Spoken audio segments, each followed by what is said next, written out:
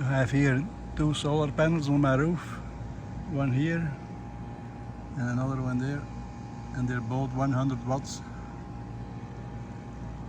connected together, and then they go down here. Let's go see where they go. The power from the solar panels.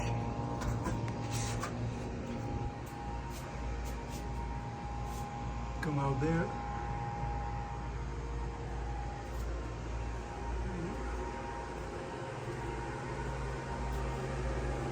And the power here goes to the controller that controls the power that's going from the solar panels to the battery.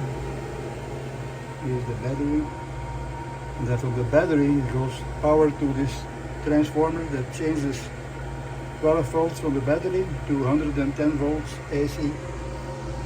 Or the other way upside down. DC to 110 volts AC.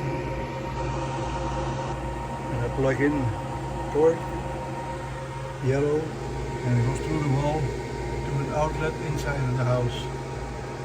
Let's go and check inside. So this is the whole thing together. The power inverter is a little bit crooked. You see all the equipment out there, and then the wire goes through the wall, and here is the connected to the outlet.